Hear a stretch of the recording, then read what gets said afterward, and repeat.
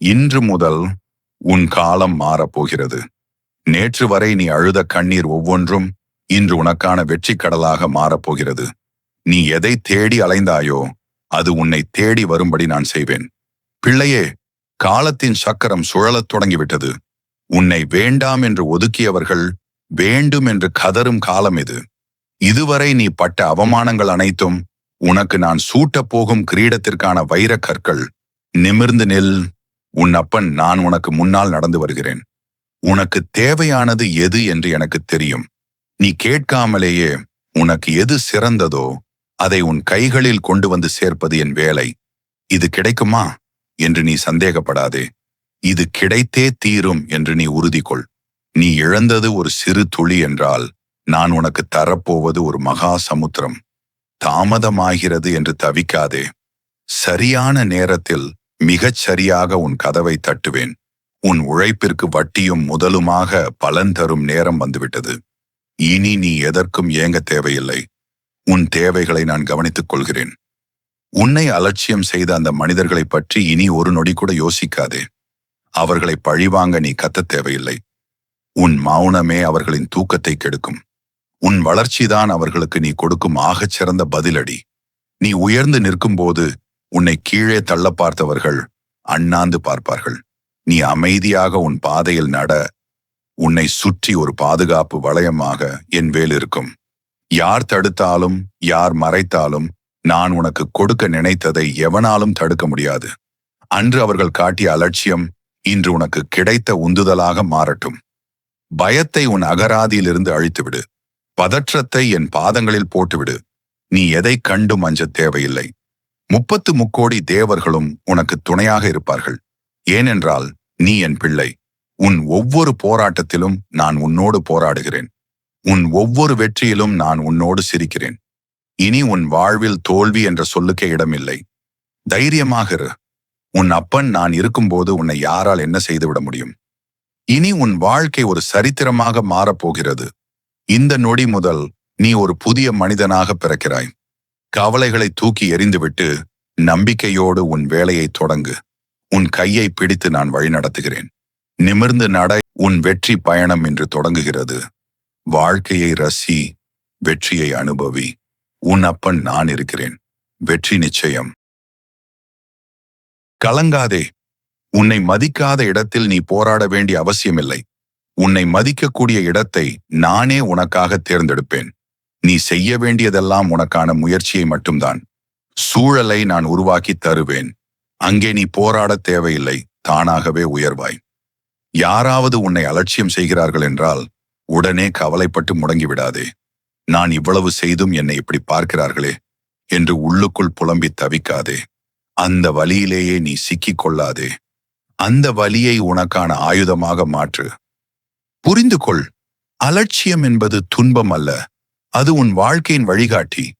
உன்னை தரம் உயர்த்த வந்த எச்சரிக்கை அது. வாழ்க்கையில் சிலர் உன்னை அவமானப்படுத்தலாம். நீ பேசும்போது விஷயத்தை மாற்றலாம். அல்லது நீ செய்த சாதனையை தாங்கள் செய்ததாக சொல்லி பாராட்டு பெறலாம்.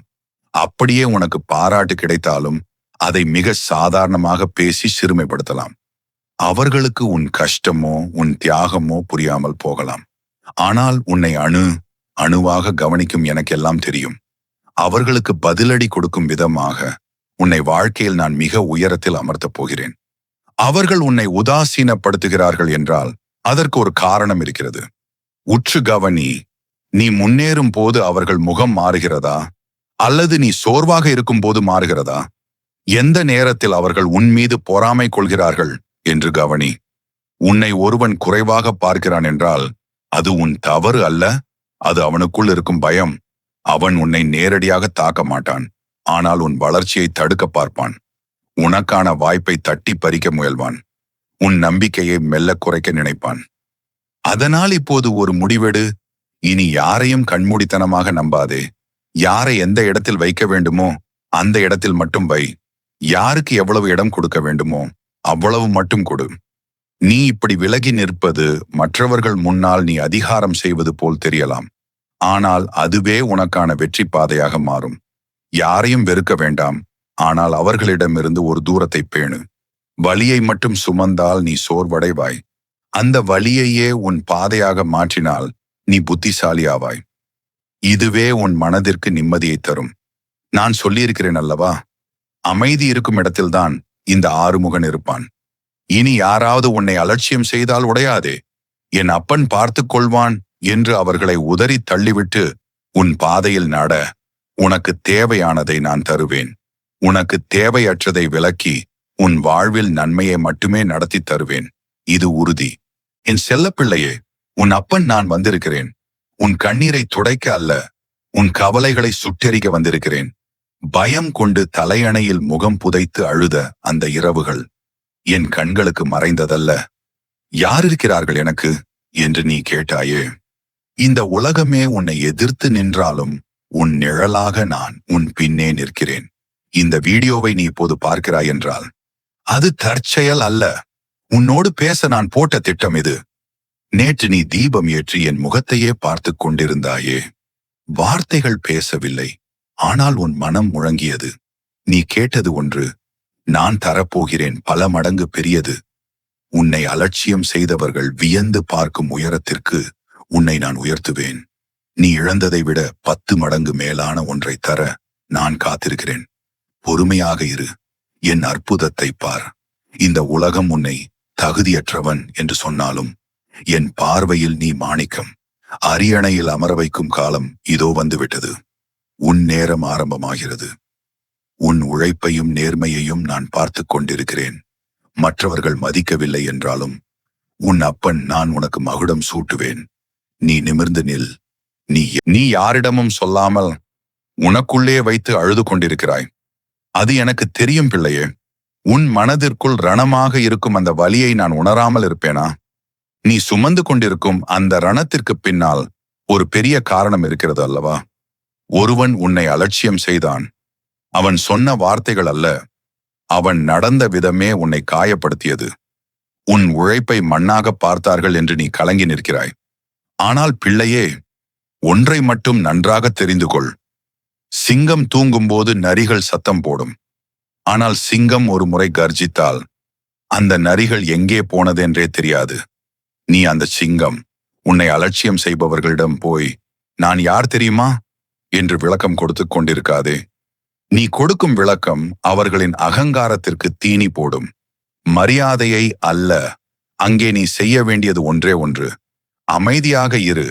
உனக்குள் இருக்கும் மௌனம் பலவீனம் அல்ல, அது நான் உனக்கு கொடுத்திருக்கும் மிகப்பெரிய மகா ஆயுதம். அந்த அமைதி சாதாரணமாக தெரியலாம், ஆனால் அது நீ சேமித்து வைக்கும் மகா சக்தி. நீ பேசிக் கொண்டிருந்த வரை அதே கண்கள் உன்னை அலட்சியம் செய்தன. ஆனால் நீ அமைதியான பிறகு, இவன் ஏன் பேசவில்லை, இவன் மனதிற்குள் என்ன ஓடுகிறது என்று அவர்களை யோசிக்க வைப்பேன். உன்னை திரும்பி பார்க்க வைப்பது என் பொறுப்பு. உன்னை அலட்சியம் செய்தவர்களுக்கு நீ கொடுக்க வேண்டிய பதிலடி என்ன தெரியுமா? உன் வார்த்தைகளால் அல்ல, உன் வளர்ச்சியால். நீ உன்னை செதுக்கத் தொடங்கினால் உன் வெற்றி அவர்களை தேடி வந்து பதிலளிக்கும். கேள் பிள்ளையே, ஒருவன் உன்னை அவமானப்படுத்துகிறான் என்றால் அவன் உன்னை அல்ல, உனக்குள் இருக்கும் என் சக்தியை சோதிக்கிறான். உன் அப்பன் நான் உன் பக்கத்தில் இருக்கும்போது எவனோ ஒருவன் சொல்லும் வார்த்தை உன்னை வீழ்த்த முடியுமா? நீ தனி ஆள் அல்ல. உன் ஒவ்வொரு மூச்சிலும் நான் இருக்கிறேன். உன் ஒவ்வொரு அடியிலும் என் வேல் உனக்கு முன்னே செல்கிறது. எல்லாம் போச்சு என்று நீ நினைக்கும் இடத்தில் எல்லாவற்றையும் தரப்போகிறேன் என்று நான் நிற்கிறேன். உன்னை தள்ளி வைத்தவர்கள், ஐயோ இவனை தவற விட்டோமே என்று வருந்தும் நிலையை நான் உருவாக்குவேன். உன்னை அலட்சியம் செய்த அதே கைகள் உனக்காக கைத்தட்டும் நேரத்தை நான் குறித்து விட்டேன். உன் கண்ணீர் வீண் போகாது, உன் நேர்மை தோற்று போகாது, உன் உழைப்பு மண்ணாகி போகாது. ஒரு கதவு அடைக்கப்பட்டால் 9 வாசல்களை நான் திறப்பேன். இன்று முதல் உன் பாதை மாறுகிறது.